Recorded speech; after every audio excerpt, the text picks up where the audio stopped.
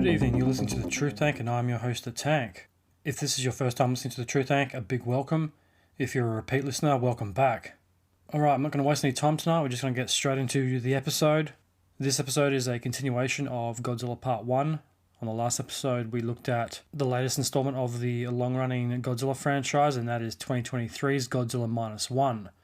We also looked at some of the themes and issues of the film, such as disaster response, national identity in post-war Japan, and people helping people. On this episode, we're going to have a look at the backstory and history of Godzilla, such as how he got his name, the various films in the series, and the different eras of the Godzilla films, which stretch back multiple decades, going right back to the original film that kickstarted the franchise, 1954's Godzilla. Then, on the second part of the show, we'll be having a look at the truly incredible, terrifying, and completely unbelievable true story that helped inspire the Godzilla franchise. And that is the story of Lucky Dragon number 5. It's one of those stories that if you put it into a movie, no one would believe it, because it's so over the top and truly unbelievable, you couldn't possibly imagine something like this actually ever happening in reality. If you want to know more about Lucky Dragon number 5, I guess you're just going to have to listen to the end of the show. So without further ado, this is episode 54 of The Truth Tank, Godzilla Part 2, Backstory History, and the true tale of Lucky Dragon number 5. Sharks of the Corn? Virus shark? Cocaine shark? Sharktopus? Yeah, those are all real movies. Join me, Steve Coates, as each week I take a comedic look at the bizarre world of sharksploitation cinema on Bucket of Chum, the Shark Movie Podcast. Alright, so done with the reviews. Let's move on and have a look at the backstory, history, and influences behind Godzilla. So what's the backstory behind everyone's favourite movie monster? The first Godzilla film came out in 1954. He has appeared in movies, TV shows, animation, comic books, novels, video games, you name it, Godzilla has done it. The themes behind Godzilla are pretty clear: nuclear radiation, nuclear weapons, the balance of nature, and military might. Godzilla is full of metaphors. Some have suggested that it's a metaphor for the United States, a giant beast awaking from its slumber to wreak vengeance on Japan. Godzilla's origins, depending on what version of the story you go with, tend to differ a little. Sometimes he's a giant, prehistoric, dinosaur-like monster that was awakened by the nuclear tests. It's also one of the few franchises that has multiple films made by different studios in different parts of the world. The Western rights are owned by Legendary Pictures, aka the Monsterverse, and the original Toho Studios.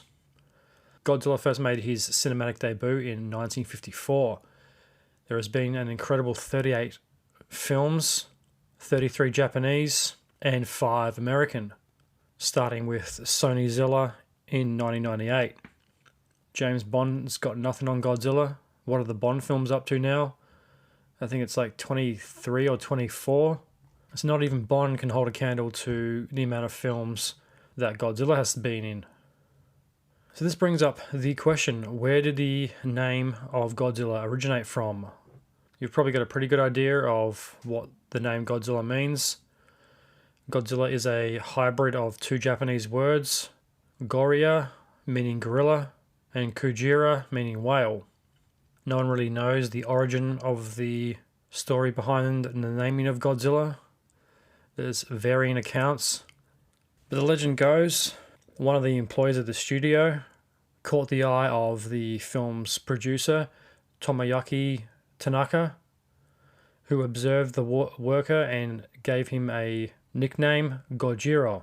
I'm guessing this guy was a husky gentleman. He must have resembled a gorilla. So the name Gojira seems to have stuck, and that was combined with the Kujira whale, gorilla whale. Several other people at the studio have backed up the story, but it is disputed. Either way, it makes a good story, even if we don't find out the origins of the name. Godzilla also has a star on the Hollywood Walk of Fame. I saw that when I went to LA nearly 10 years ago, back in 2014.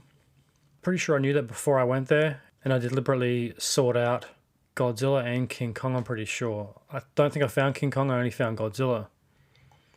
Over the years, Godzilla has gone through a few different incarnations. He has a very interesting history and has appeared in several different eras of time and film.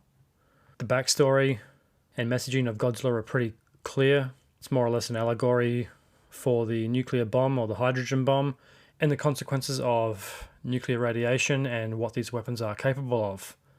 But little did I know, it was inspired by several real-life events, one of which being the mysterious story of Lucky Dragon number 5, which we'll get into a little later. Godzilla has been around for a very long time. He has existed in multiple eras. His first appearance is 1954, which was 10 years after World War II, so that goes back a very long time. He's been around for nearly 70 years. 2024 marks the 70th anniversary or birthday of everyone's favourite giant lizard. The first era of Godzilla, or Godzilla films, was known as the Showa era. This lasted from 1954 right down to 1975. The Showa era gets its name from Emperor Showa, who was literally the Emperor of Japan. He was the 124th Emperor. He reigned from 1926 right up until his death in 1989. So the Showa era kicks off the classic period of Godzilla, with the first film Godzilla, as I mentioned, being released in 1954. It also gives us some of Godzilla's most iconic foes, such as King Ghidorah, the three-headed dragon-like monster that is one of Godzilla's greatest enemies. It also introduced us to Godzilla's adopted son, Minilla, and the iconic Mechagodzilla.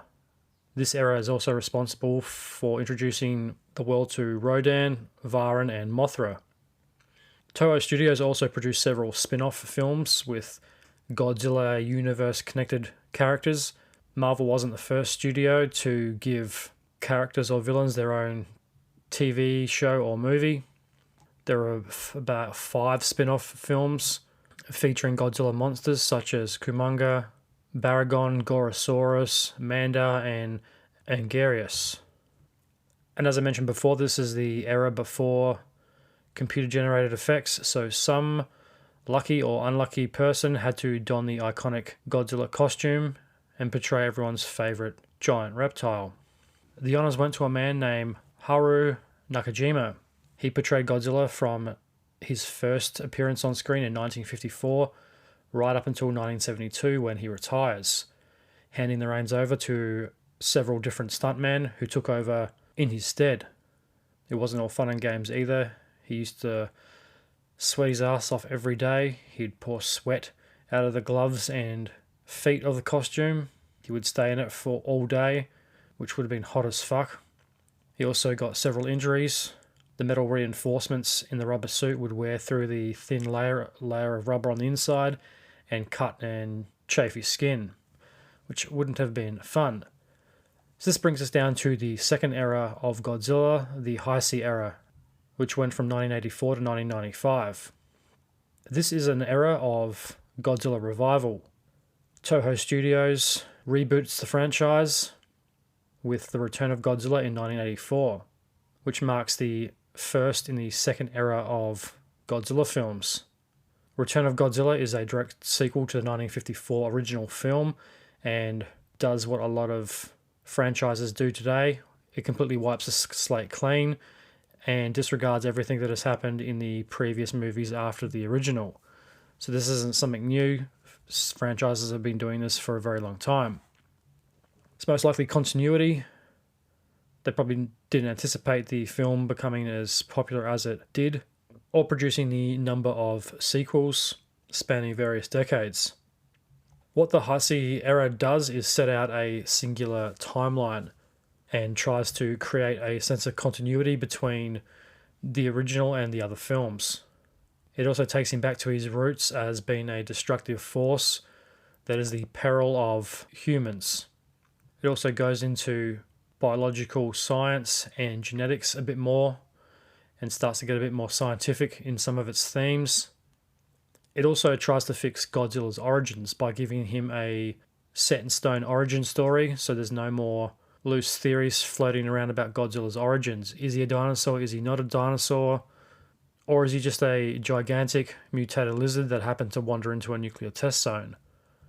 So in the film Godzilla vs. King Ghidorah, which came out in 1991, these questions are answered. Godzilla is an ancient dinosaur called Godzillasaurus that becomes mutated after coming in contact with nuclear radiation.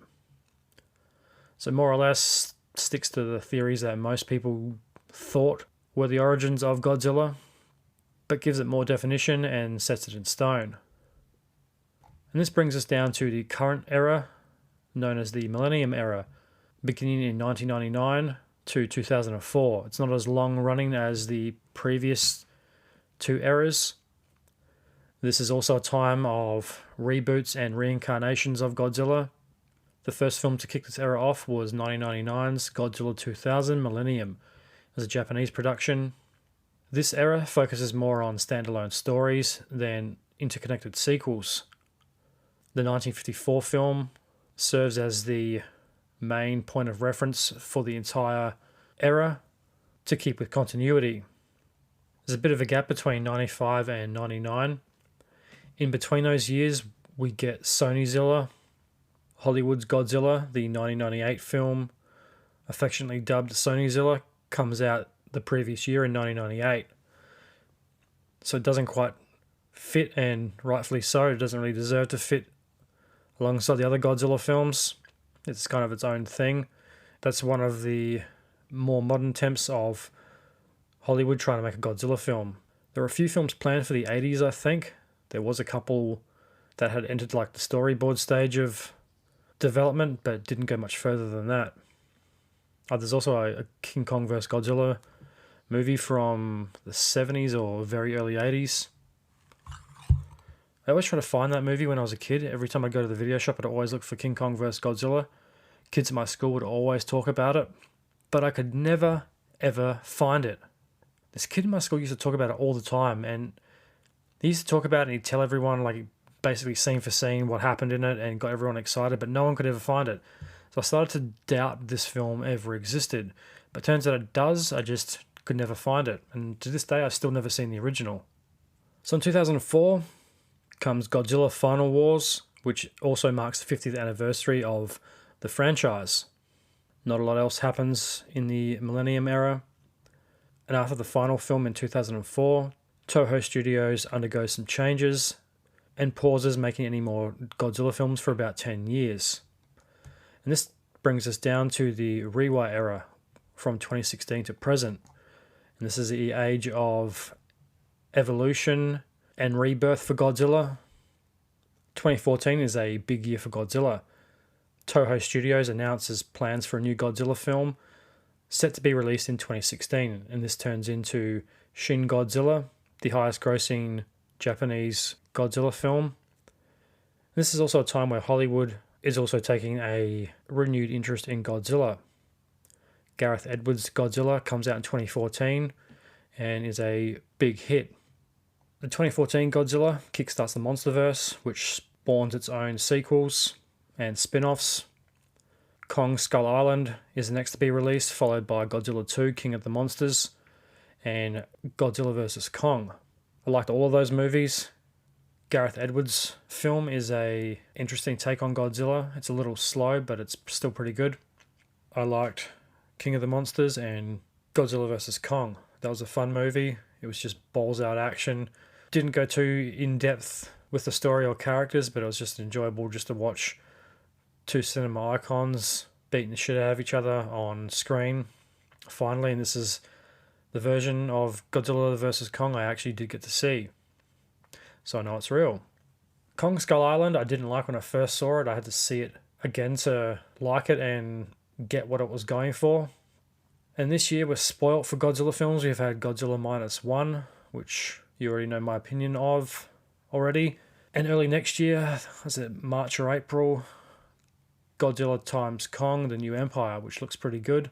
There's a bad King Kong, who'd have thought? But either way, even if the story is garbage, the action should be good. So I'm looking forward to that. So that concludes our history of the Godzilla franchise. Hi guys, I'm Courtney. And I'm Lisa. And we are the hosts of The Book of the Dead, a true crime podcast based out of New Jersey, where we tell you about the most obscure cases that you may have never heard of. So join us in the Book of the Dead library for another chapter of The Book of the Dead wherever you get your podcasts. Bye guys. So this brings us to the real-life event that helped inspire Godzilla. And it comes from the little-known story of Lucky Dragon number 5. I'd never heard of this story until I did research for this show, so maybe you have heard of it, maybe you haven't. I don't think it's quite a widely known story, unless you are really into atomic history and Godzilla. So Lucky Dragon number 5 was the name of a tuna/fishing boat that did what every other fishing boat did. It fished. The boat was originally called Dugo Fukuyuri Maru. So the story of the Lucky Dragon number 5 begins in 1954. The boat and the crew had been on many fishing voyages before, but none that would be remembered for their infamy and being in the wrong place at the wrong time. So the Lucky Dragon number 5 set sail on the 22nd of January 1954. The crew set sail for the Midway Sea near the Midway Atoll. They set their nets out and start fishing, but unfortunately the first bit of the bad luck strikes. They lose their nets and are forced to change direction and head southward towards the Marshall Islands. It's now March the 1st, 1954. Lucky Dragon number 5 is on course for the Marshall Islands. At the same time, the US Castle Bravo nuclear test is taking place at the Bikini Atoll. And unbeknownst to the crew, they are headed straight for it. The United States had set out a designated safe zone, which the Lucky Dragon was adhering to. They were fishing outside of the danger zone. They were aware that the tests in the area were going on. Well, they were aware something was happening. Whether they knew it was a nuclear test or not is a different story. I imagine it would have been pretty top secret. The crew was going about their business, fishing, getting their jobs done, unaware that they were headed straight into the danger zone. The United States detonates a nuclear bomb. Unfortunately for everyone involved, the test was more than twice as powerful as the United States had predicted. It also didn't help that the weather patterns had changed and blew the nuclear fallout straight for the direction of the Lucky Dragon number 5 crew, who were sailing straight into its path. If you've ever seen any of the video on some of those tests, it's pretty incredible. It's hard to believe, almost. I've seen one where the nuke goes off and the blast hits a couple of ships that were anchored miles away. And I always thought, why were they so close? Like, why weren't they kilometers away from the blast? Why did they have to anchor the ships so close to it? Because wouldn't that irradiate the ships and potentially all of the crew? Or kill some of the crew? But it makes sense now. If they underestimated the power of the bomb, they would have been closer and accidentally anchored way too close to the test site. So that does make sense. I mean, hopefully some people got fired over that, because what are your bomb technicians and developers doing? If they made a bomb and said it was going to be so powerful, then it turned out to be twice as powerful. That's a huge oversight or underestimation to make. And it seems to have caught everybody off by surprise. So the crew crosses the danger zone and heads straight into the wall of radioactive fallout. The fallout is a fine ash of radioactive sand and coral particles. It rains down upon the crew, sticking to the hull and deck of the ship, as well as the crew's clothing and skin. So the crew are obviously panicked by this. They try to get out of the area as quickly as possible. But unfortunately, this takes around about 6 hours, because they have to retrieve the nets and their fishing gear before they can get out of the area. And this is obviously a time where this stuff would have been really expensive and probably hard to come by in the post-war years. So you can understand why they couldn't just abandon it and turn tail and get out of there. It took 6 hours to collect all the nets and equipment. They also had to clean the fish and put it into storage before they could get out of there. It also exposed their catch of tuna and shark to the radioactive particles as well. Some of the deck crew were covered in this fine ash, inadvertently exposing themselves to the radioactivity. Some of the deck crew scooped up the radioactive dust and placed it into bags, but unfortunately they used their bare hands to do so. One of the crewmen also licked some of the dust. I don't know what he was thinking or why he did this, but he does. His name is Oshi Matasachi. He reports that the dust, it was, quote, like powdered snow, gritty but with no taste. The crew that had been directly exposed to the dust had it sticking all over them. It was stuck to their skin. It was in their eyes, their ears, their nasal passages. It even got in their underwear. It caused irritation of the eyes and nose. After the gear was collected, the ship and the crew get out of the area as quickly as they fucking can. By that night, members of the crew were coming down with radiation sickness. Some of the symptoms were dizziness, nausea, diarrhea, headaches, red, itchy eyes that developed a mucus-like substance, and that was only a few hours after exposure. The fishermen called the ash Shino-ha, meaning death ash. It was revealed later on that the ash was made up of cesium-137, selenium-141, strontium-90, and uranium-237. So it's pretty nasty stuff. You wouldn't want to get anywhere near it, let alone be covered in it in the form of a fine ash. Because that would have gone everywhere. It would have got in your hair. I doubt it would have washed off easily either. One of the crew decides to keep some of the ash so it can be analysed in a lab when they make it back to Japan. He takes a sample of the dust, places it in a pouch and hangs it in between the bunk beds where the crew sleep. And it kind of goes without saying, but this is not that good of an idea. This would have a further effect on the crew. It's a radioactive material and it's in very close proximity. And when they returned to Japan, it was found out that the dust did in fact come from the hydrogen bomb. That doesn't come as much of a surprise because coral dust wouldn't have those effects on people. It was pretty clear that it was some type of poisonous substance. The United States government, on the other hand, seemed to be surprised by the findings, or act surprised. They try to keep the nuclear experiments a secret. I have a feeling that those in charge were acting surprised.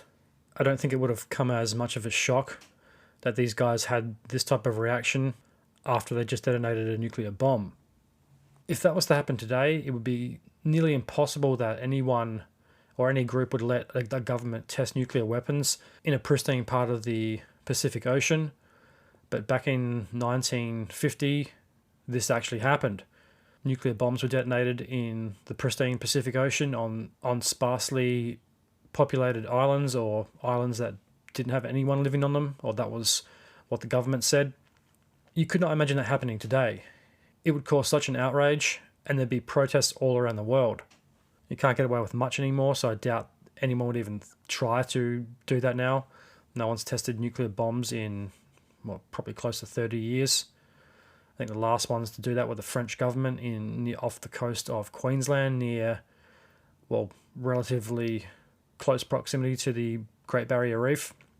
Great idea that was. I remember seeing that on TV when I was a kid. And in the years following the nuclear tests, there were a lot of lawsuits directed at the United States Navy or the Air Force, I think it was the Navy, in relation to the test they did in the Bikini Atoll. I saw a documentary on this years ago, and I can't remember if it said that the government directly lied about how many people lived on the island or the effects it would have on people in the immediate vicinity. I don't think anyone really gave a shit or knew back then the effects and long-term effects of radiation. Because a lot of local people in the inhabited islands around the area came down with similar symptoms, and they had long-lasting effects through multiple generations. Look up blob babies and you'll know what I'm talking about. In the documentary, a group from, I think it's some of the islands around the area, I can't remember which one, they had babies that were severely deformed with no arms and legs, and then were basically just like jelly babies. They took the United States government to court, specifically the Navy, for compensation and environmental damage or something like that. Don't quote me on it. I can't remember the fine details, but it was along those lines. It's now day 3, and some of the crew start to develop blisters on their skin that had direct contact with the ash. It was also reported that the skin on their face starts to darken, which is a little weird, I guess. I tend to think of that like a radiation burn or like a sunburn. That makes the most sense to me, but I'm not a nuclear scientist, so what I say probably doesn't really carry a lot of weight. So it's about a week later, and the crew are on their way back to Japan. And in this time, some of the crew's hair starts to fall out. It's now March the 11th, and they're only a day or so away from Japan, where they hit the second piece of bad luck. They encounter some very rough seas, which delays the return journey by 2 days. The ship docks on March the 14th, late in the day. This also contaminates the rest of the fish. I guess the particles probably moved around and made their way down to the storage. The tuna was inspected with a Geiger counter by scientists before it was allowed to be sold to markets and fishmongers, shop owners and restaurant owners. Most of the tuna had to be thrown away because of the radiation levels. I'm going to assume they did the right thing and disposed of it properly and didn't just chuck it away in a dumpster near the dock for stray cats and dogs to eat and spread radiation if it can be spread. I don't think it can. And leave contaminated bits of tuna all around the docks in the city. I'm assuming they would have. So the men are now home. They're checked over by medical professionals and given the once-over with a Geiger counter. From there, the men are taken straight to Yaesu Public Hospital, where they're put in the care of Oi Toshaki. He prescribes them zinc ointment to put onto their burns and onto their faces and sends them home. It's now March the 15th, and the engineer of the Lucky Dragon number 5, Mr. Yamamoto, and the deckhand Masuda, and 5 other of the older men on board are sent to Tokyo University Hospital for treatment. Upon arriving at the hospital, they have blood and bone marrow tests where it's revealed that their white blood cell counts are half the normal level. So a specialist is sent to the hospital, a biophysicist by the name of Nishiwaki Yasushi. He travels all the way from Osaka to examine the crew and the boat. It doesn't take him long to figure out where the problem started. He writes a letter to the chief of the US Atomic Energy Commission asking for more information about the tests and what the crew were exposed to and the best way to help them. He tells the Atomic Energy Commission the crew are suffering from headaches, burns, pain in the eyes, nausea, bleeding gums, and all the other symptoms of acute radiation poisoning. He receives no response for the United States. However, they do dispatch 2 medical scientists to Japan to study the effects of the fallout on the boat crew. They also assist doctors along the way. This leads the remaining crew to be quarantined at the Yaesu North Hospital, where all their belongings and clothing are seized and disposed of. High concentrations of radiation are found in the men's hair and nails, which results in the rest of the men having their hair shaved.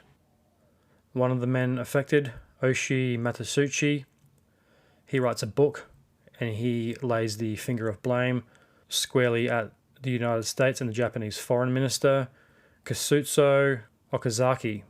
He resents the United States for the atomic bombings of Hiroshima and Nagasaki and claims that the US officials sent to investigate and help the doctors treat the men were more interested in gathering scientific data, and they weren't there on a humanitarian mission to help cure anybody that their bombs had poisoned. He even claims, this is a quote from him, that the foreign minister usually stood on the American side, and it appeared that he was the American foreign minister. So from here, the men are all transferred to Tokyo University Hospital. They stay in hospital for 14 months. Some of the crew that were worse affected stay longer. Each of the men were required to take daily examinations and multiple blood samples. All of the crew involved have their bone marrow tested. And just like the previous tests, the men's white blood cell count has dramatically dropped, which seems to be a recurring symptom. So the drop in the white blood cell count leads to the men having internal bleeding and bloody stool. Not very nice. You can only imagine what these guys have been through in the last couple of months, and Now they have to stay in hospital for 14 months and have daily tests. It would have completely sucked. So next time you're feeling sorry for yourself when you've got a flu and you have to have a couple of days off, remember the crew of the Lucky Dragon number 5. Lucky Dragon number 5 wasn't so lucky. They also have high fevers, bleeding gums and noses, as well as chronic diarrhea. Don't know what would have been worse in that case.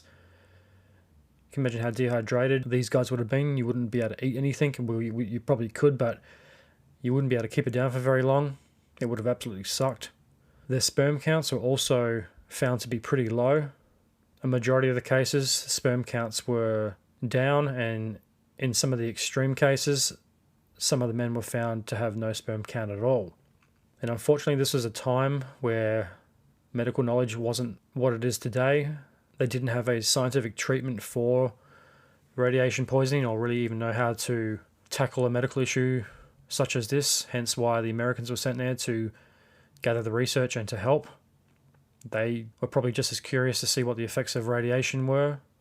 As a much bigger bomb than Hiroshima and Nagasaki, the bombs dropped on Japan in World War II. Just obliterated most of what they touched.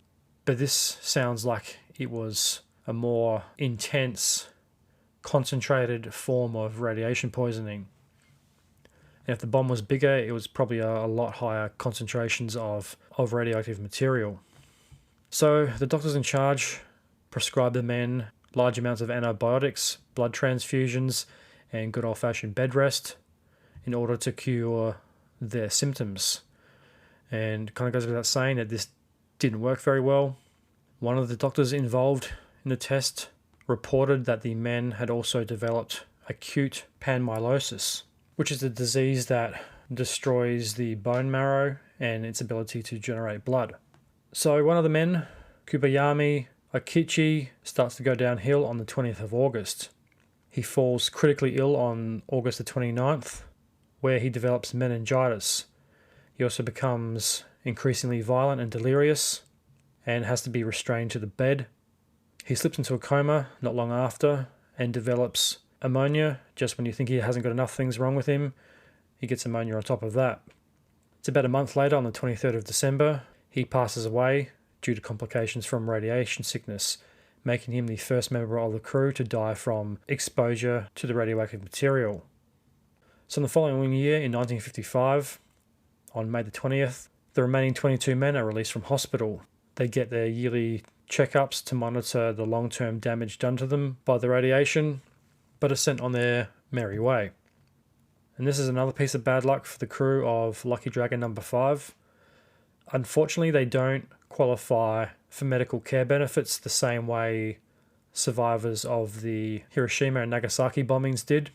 I guess because it wasn't during the war and they weren't a civilian population that was bombed, there was no government compensation. And just to add insult to injury, much like some of the survivors of the bombings, they were stigmatized by the Japanese public. They thought radiation poisoning was contagious, and this leads the men to keep their mouths shut and, in some cases, move from where they were living into rural areas or other parts of Japan to seek a new life and a fresh start. So we're going to have a look at how long these guys lived once they were released from the hospital. They've been struggling with radiation symptoms for many years. So without getting too morbid, we're going to have a quick look at how long these guys lived and see if there's any type of pattern forming. So once they were released from the hospital, the crew of Lucky Dragon number 5 had various luck in their new life. And you might see some patterns forming here. Masayoshi Kawashimi, he starts a new life making pouches, but unfortunately this doesn't go to plan and his business fails. His marriage also breaks down and he gets a divorce. He returns to what he was once good at, and that was fishing, but unfortunately he dies not too long afterwards. He was only 47 years old. Another member of the crew, Sanjiro Masada, his health runs into another set of bad luck. He contracts various diseases and gets several illnesses over the remainder of his life. He gets stomach ulcers and diabetes. He also gets psoriasis of the liver and sepsis. He dies age 54. Yuichi Masada, he's working in a field where one day he collapses. He is taken to hospital, but dies 10 days later. He also has psoriasis of the liver. He's only 55 years old. I'm not sure if he is related to Sanjiro or not. Shinzo Suzuki, he takes a job as a truck driver. He's driving on an expressway one day when he's involved in a car accident. He is trapped inside his truck and burns to death. Oshi Matasuchi gets in contact with his wife. His wife tells him that her husband had also suffered from psoriasis of the liver and from generalized weakness. He was only 57 years old. Just another one with psoriasis of the liver.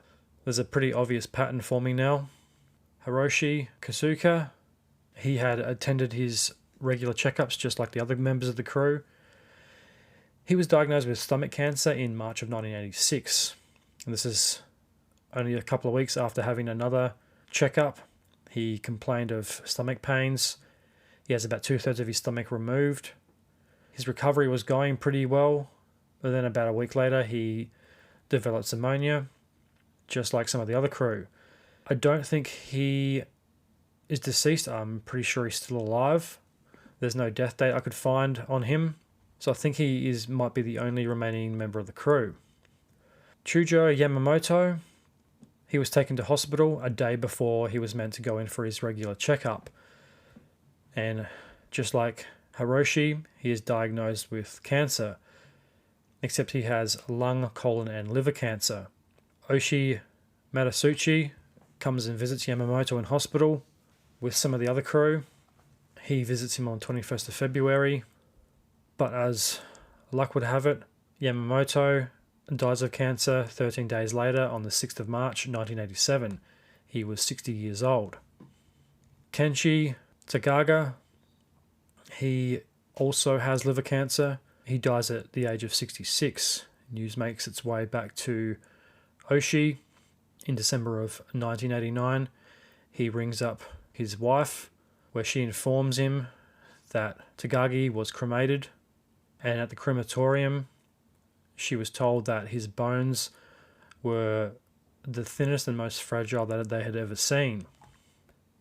Sasumi Masaki, after he is released from the hospital, he opens a tofu shop, but like many of the other crew, he also dies of cancer. He gets lung cancer and dies at the age of 92. He's the longest surviving member of the crew, besides the guys that are still alive. 92 is not bad, considering everyone else dies in their late 40s to mid-60s. After his experiences, Oshi is inspired to write a book. He is also a fierce advocate of nuclear disarmament. He also has a child that was stillborn, which he blames on his exposure to the radiation. In 2011, he writes a book called The Day the Sun Rose in the West, Bikini, The Lucky Dragon and I. It's part personal story. It contains the story of the Daigo Fukuro Maru, Lucky Dragon number 5, his own personal story and declassified documents about the Japanese and American government and the damage done by the fallout. And with that brings us to an end of the history and influences behind everybody's favourite movie monster, Godzilla. G'day. Don't skip. Let me interrupt the podcast that you're currently listening to with some blatant self-promotion. What do you get when you mix two Aussie mates, a splash of booze, well, more than a splash, and some microphones? You get Cheers Big Ears, hosted by myself, the Chad, and my mate, Matt, and sometimes, but more often than not now, my missus, Bobby. It's a podcast of adult beverages and not-so-adult conversation. It's not serious, far from it. Well, except for that one episode, but that was just that one. We're available wherever you get your podcast fix. Cheers, Big Ears. And that concludes our epic look at Godzilla -1, the backstory of the Godzilla franchise and history, and the true story of Lucky Dragon number 5. I hope you learned something.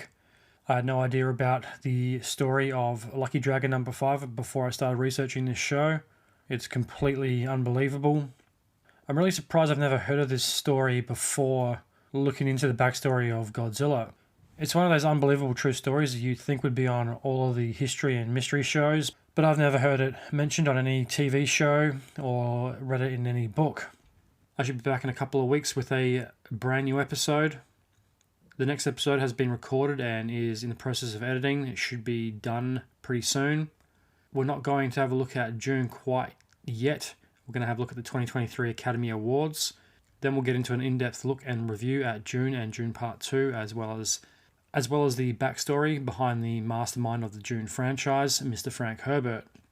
Then we're going to take a trip back in time and look at one of history's most polarizing and misunderstood figures, the one and only Nostradamus.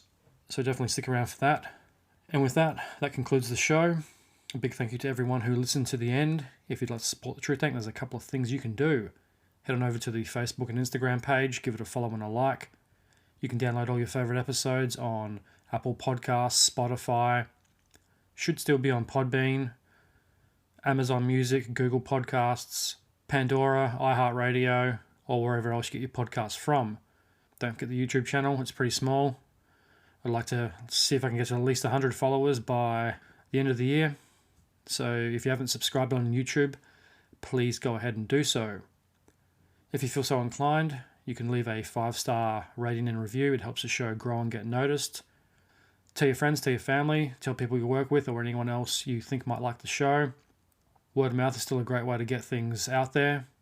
I'll be back in the next couple of weeks with a brand new episode. So until then, I'm the Tank, this is the Truth. May the truth be with you.